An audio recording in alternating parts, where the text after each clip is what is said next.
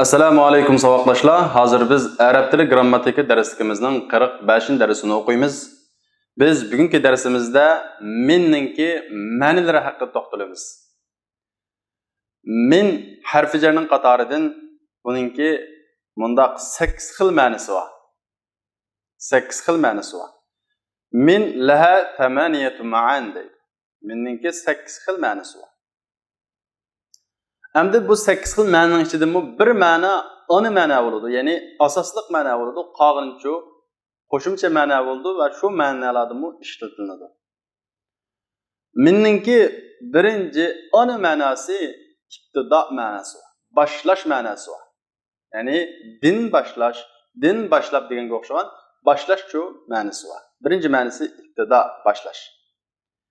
Endi bu boshlash makaniye, urundan başlaş olsun, yakıcı zamaniye, vaktin başlaş olsun, el-iktida minnin birinci manisi. Mesela, urundan başlaş olanın misali, Subhanellezi esra bi'abdihi minel mescidil haram.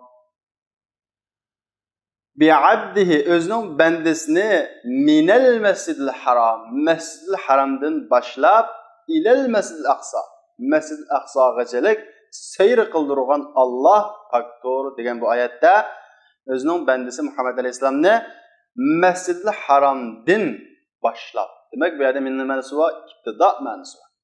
Mescid-i Haram'dan başlap, yani minel Mescid-i Haram.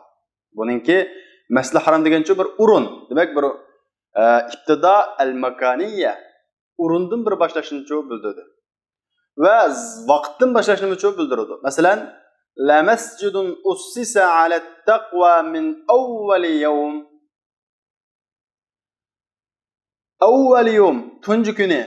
Min awwali yawm bolsa, tuncu günüden başlap taqvalık üstüge kurulgan mescid degan bu ayetdeki min awwali yawm şu tuncu günüsüden başlap. Demek bu yerdeki minnin iktida manası var. Başlaş. Şuna biz bunu tuncu günüsüden başlap taqvalık üstüge kurulgan mescid deb tercüme qilamiz. Bu yerdeki başlaş urundan başlaş mı yoki vaqtdan mı? Tuncu günüsüden başlap. Demek bu yerdeki başlaş vaqtdan başlaş. Meyli vaqtdan başlaş olsun, meyli urundan başlaş olsun. Minning birinci ma'nosi iktida, başlaş. Endi ikkinchi ma'nosi bu ko'p qo'llangan ma'noning birisi tabiiz ma'nosi bor. Ya'ni qismlashtirish, ba'zilashtirish ma'nosi bor. Buningga ko'pincha joylarda ba'zilari deb tarjima qilamiz. Masalan, تلك الرسل فضلنا بعضهم على بعض منهم من كلم الله. تلك الرسل فضلنا بعضهم على بعض. Şu peygamberler ulanın bazısını qanday qildik? Fazilatlik üstün qildik. Ulanın bazısıga Allah qanday qildi? Gap qildi. Minhum uladin men kallama Allah gap qilganlar bor deganda uladin, ya'ni ulanın bazısıga Allah qanday qildi? Gap qildi. Xuddi Musa alayhisalomga o'xshagan. Demek, buradaki minhumdaki minço tabiiz. Ulanın ba'zisi deb tarjima qilamiz. Ulanın ba'zisidan Allah gap qilgan, so'z qilganlar ko'p bor. Demek, ikkinchi ma'nosi tabiiz, ya'ni ba'zi degan ma'nosi chiqadi. Uchinchi ma'nosi bayanul jinsi, turini bayon qilish. Buningga din iborat deb tarjima qilamiz. Masalan, وَاجْتَنِبُوا الرِّجْسَ مِنَ الْأَوْثَانِ. وَاجْتَنِبُوا يِرَاق bulunla الرِّجْسَ nicistin çoğu yırak bulunla. Nime o nicisler? مِنَ الْأَوْثَانِ. Butlardan ibaret boğan nicislerin çoğu nicistin yırak bulunla. Demek bu yerdeki minel avthandaki min cinsini bayan kılış için kelgan. Şuna bu yerde butlardan ibaret nicistin yırak bulunla deb din ibaret deb çoğu tercüme qilamiz. Çünkü bir bayan qilib turdi, bir turni çoğu bayan qilib turdi. Bu ayette nicisinin nima ekanligini, nicisini ibaret bir turni çoğu bayan qilib berdi. Demek, üçüncü ma'nosi bayanul jinsi. Buningga din ibaret deb tercüme qilamiz. To'rtinchi ma'nosi ta'kidlash ma'nosi. Bu ta'kidlash ma'noda şu cümlenin kuchaytiradigan, şu cümleni ta'kidlaydigan bir ma'noni qo'shsak bo'ladi. Masalan, ma ja'ana min bashir, bizga bir payg'ambar kelmadi. Agar ma ja'ana bashirun degan bo'lsa, bizga payg'ambar kelmadi degan bo'ladi.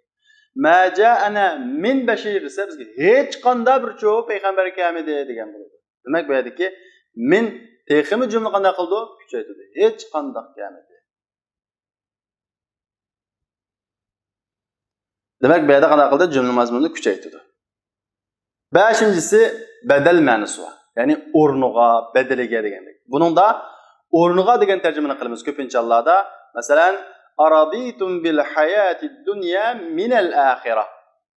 Sizlar hayoti dunyo bilan min al akhirah. Oxiratning o'rniga hayoti dunyoga rozi bo'ldinglarmi? Qaranglar, bu yerdagi minni deb tarjima qildik, o'rniga, bedeliga. Min al akhirah. Oxiratning bedeliga bil hayati dunya, hayoti dunyoga rozi bo'ldinglarmi? Uningdagi zarfiya ma'nosi bor. Ya'ni ravish ma'nosi bor. Endi bu ravish degan o'rinmi bo'ladi va shu vaqtmi bo'ladi. Masalan, bu minningki ko'pincha hollarda o'rin ravishchi ma'nosi bor. Masalan, mada khalaqu min al-ard. Ular zimindin emas, ziminda nima yaratdi? Chunki zarfiyat degan data tarjimasi qilinadi. Ular ziminda nima yaratdi? Mana bu yerda minningki ziminda deb fi ma'nosini berdik, ya'ni zarfiyat ma'nosini berdik. Sababiyat ma'nosi bor, ya'ni illatni bayon qiladigan, sababni bayon qilib keladigan sababiyat ma'nosi bor. Masalan, mimma khati'atihim ughriqu. Dediki min ma asli. Min ma. Dediki mimma. Dediki minning ma'nosi desa, sababiyat ma'nosi bor. Mimma khati'atihim. Ya'ni ular xatoligi sabablik g'arq qilindi. Ughriqu.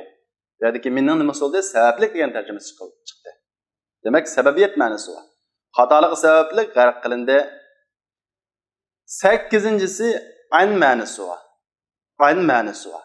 Ya'ni bu to'g'risida, buningdan bu to'g'risida deb to'g'risida degan ma'nosi chiqadi. Masalan, ya waylana qad kunna fi ghaflatin min hada. Voy is qad kunna fi ghaflatin min hada. Biz bu to'g'risida g'aflat qilibdik.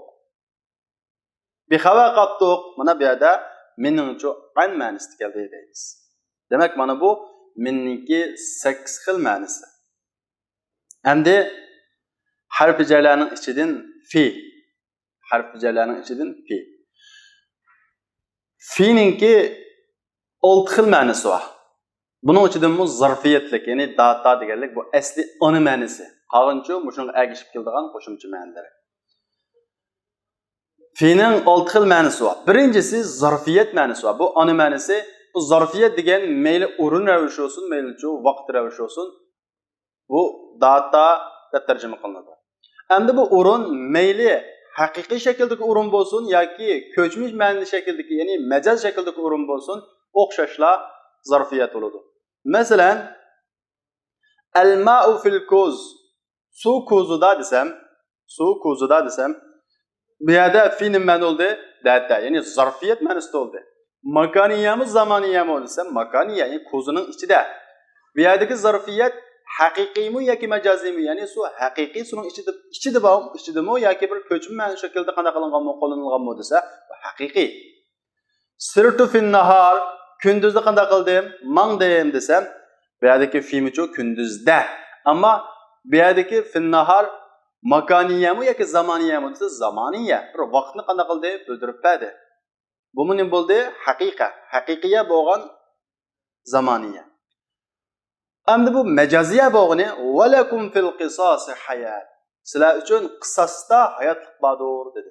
Endi bu yerda mufinicho data deb tarjima qildik. Bu yerda mucho zarfiya. Unda o'z qisasning ichidami? Qisas degan ichiga kirgiziladigan, ichida to'ldigan narsa bo'lsa, yo'q. Yani qisasda deganligi bir qisasda bu majaziya, haqiqiy bir zarb emas. Majaz ko'chma shaklda qo'llanilgancha zarb, ya'ni o'rin ravishi degan gap. Qisasda sizlar uchuncha hayotlik bor. Masalan, valakum fi rasulillahi usva. Sizlar uchun Allohning elchisida go'zal namuna bor. Sizlar uchun fi rasulillah, Allohning elchisida go'zal namuna bor desam, Allohning elchisining ichida degan olmaydi. Demak, bu yerdagi data majaziya bir ko'chma ma'noda shu kelgan deymiz. Ko'chma ma'noda kelgan deymiz. Demak, fi'ning birinchi ana ma'nosi zarfiya. Mayli haqiqiy bo'lsin, mayli majaziy bo'lsin. Fi'ning ikkinchi ma'nosi sababiyya. Sababiyya. Ne sababni illatni bildiradi. Masalan, Dakhalet imra'atun nara fi hirratin habasatha. Bu bir hadis. Shunda o hadisning bir qismi. Do'zaxga kirdi bir ayol. Dakhalet imra'atun nara. Kirdi bir ayol do'zaxga fi hirratin habasatha. Endi bu yerda deb tarjima qilamiz. Zarfiyat ma'nosi bo'lsa xato chiqadi. Mushukda emas, nima u sababiyat. Mushuk sabablik u mushukni qanday qilgan? Sulab qo'ygan. Ya'ni sulab qo'ygan mushuk sabablik bir ayol qanday qildi? Do'zaxga kirdi. Desak, bu yerdagi fi hirradagi fi qanday ma'noda? Mushuk sabablik, ya'ni sababiyat ma'nosi bor. Üçüncüsü fi'ninki ma'a ma'nosi bor. Ya'ni billa degancha ma'nosi bor. Masalan, udkhulu fi umamin qad khalat min qablikum. Ey kafirlar, sizlar do'zaxga kiringlar. Udkhulu do'zaxga kiringlar fi umamin qad khalat min qablikum. Sizlardan ilgari o'tgan ummatlar bilan billah. Bu yerdagi fi'ning nima tarjimasi bor? Ma'a umamin. Ya'ni sizlardan ilgari o'tgan ummatlar bilan billah do'zaxga kiringlar sizlar. Sizlar Alloh inkor qildinglar. Mana bu yerdagi fi'ning nima ma'nosi bor? Ma'a ma'nosi bor. Shunga billah deb tarjima qilamiz. To'rtinchidan isti'la ma'nosi bor. Bir ustunlik, ya'ni g'aqa, gaka ma'nosi bor. Ya'ni ala ma'nosida shu tarjima qilamiz. Ala ma'nosida. Masalan, la usallibannakum fi juzu'in nakhla. Asma salani Qur'on deydi, la usallibannakum asma salani fi juzu'in nakhla. Xurma darxiga. Qarama, yani xurma darxining ichiga deganlamdi. Fini data tarjima qilamdimiz? Yo'q. Ya'ni ma'nosi isti'la ma'nosi bor. Shunga xurma darxiga sizlarni qanday qilaman? Osman degan bo'ladi. Beshinchisi muqayasa ma'nosi bor. Selishtirish ma'nosi bor. Selishtirish, muqayasa ma'nosi bor. Buningga selishtirganda, ya'ni selishtirish degan tarjimani beramiz. Masalan, fama mata'ud dunya fil akhirati illa qalil. Emas dunyoning matolari fil axira, oxiratga selishtirganda illa qalil, faqat ozgina narsa. Demak, dunyoning matolari oxiratga selishtirganda ozgina narsa. Demak, bu yerdagi fil axiradagi fi'ning ma'nosi bo'ldi? Muqayasa, ya'ni selishtirish ma'nosi bo'ldi. Shunga bu yerda tarjimadimi? Oxiratga selishtirganda dunyoning matosi hech narsa emas, yoki ozgina narsa deb tarjima qilamiz. Undan keyin fi'ning yana ila ma'nosi bor. Ila ma'nosi, ya'ni g'aqa, gaka ma'nosi bor. Buni xuddi ilaga nima tarjima bergan bo'lsak, shunday tarjima qilamiz bu vaqtda. Masalan, faraddu aydiyahum fi afwahihim. Qaytirdi ular o'zlarining qo'llarini ularning ig'ziga deymiz. Ig'zida demaymiz, ig'ziga. Ular qo'llarini ularning ig'ziga qaytirdi, ya'ni ko'rsatdi, ishorat qildi degan ma'noda, yoki radda degan ma'nosi. Ular qo'llarini ularning ig'ziga qaytirdi. Demak, bu yerga fi'ninki ila ma'nosi bor deymiz. Mana bu fi'ninki 6 xil ma'nosi. Endi ila. Ilaninki 3 xil ma'nosi bor. Ilaninki 3 xil ma'nosi bor. Laha thalathatu ma'an, uning 3 xil ma'nosi bor. Birinchisi al-intiha. Oyoqlashish ma'nosi bor. Oyoqlashish.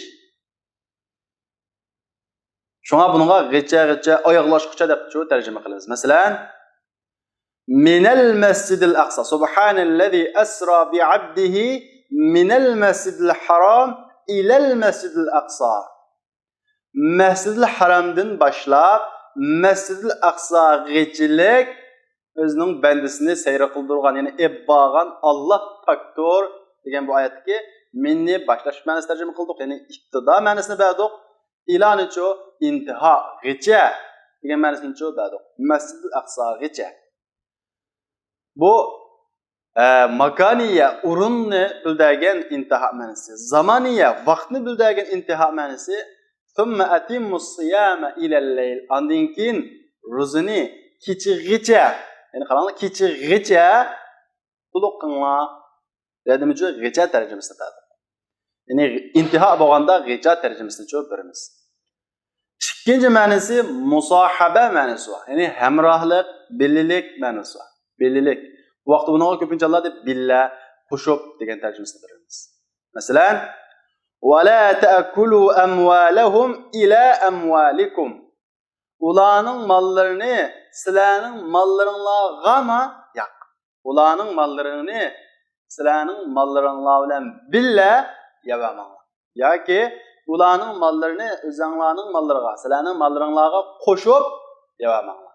Chunki bu yerdagi ularningki musahaba, billilik, hamrohlikchi ma'nosi bor. Üçüncüsü ilanın indi ma'nosi bor.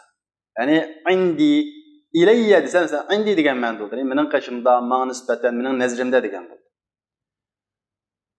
Masalan, indi deganning nima ma'nosi desa, mening qashimda haqiqiy yoki majoziy shaklda, u mening nazrimda yaxshi o'quvchi deganda bu indi deymiz. Ya'ni shu ma'nosi bor. Masalan deydi Alloh taolo Yusuf alayhisolamning tilida qala rabbis sijnu ahabbu ilayya mimma yad'unani ilayh. Dedi Yusuf alayhisolam, Rabbim as-sijnu turma ahabbu ilayya. Yaxshiroqdir, yaxshi ko'rilguchiroqdir, ya'ni suyumlikroqdir mening nazrimda ilayya. Qaranglar, ya'ni ilayya ni tarjima qildik. Menga degani indi, ya'ni menga nisbatan mening nazrimda mimma yad'unani ilayh. Ular meni uning chaqirayotgan narsadan turmi menga qandaydir suyumlikroqdir. Mana bu yerda ilayninki indi, ya'ni mening qishimda, mening nazrimda ular meni chaqirgan narsadan menga turmi qandaydir suyumlikroqdir deb indi ma'nosida keldi deymiz. Mana bu ilaninki 3 xil ma'nosi. Endi hatta degan bu harf jarning ma'nosi. Buning bir xil ma'nosi bor, bu bo'lsa shu intiho. Ya'ni oyoqlashtirish, g'icha degan tarjimasini beramiz. Oyoqlashtirish. Salamun hiya hatta matli'al fajr. Matla'il fajr. Salamun hiya hatta matla'il fajr. Bu oyatda ya'ni Laylatul Qadr kechasi salamun tinch amandur u kecha. Hiya u kecha tong otqichilik. Qaranglar, hatta matla'il fajr. Tong otqichilik u kecha qandaydir xotirjamdir, tinch amandir. Qaranglar, hattaga g'icha. Chunki bu yerda intiho mansuqalik uchun g'icha deb tarjimasini tushunib beramiz. Unda bu saboqdoshlar bugungi harfning ma'nolari haqidagi darsimiz mush yerda oyoqlashdi. Inshaalloh davomini kelarki soatlik darsimizda o'qiymiz. Assalomu alaykum.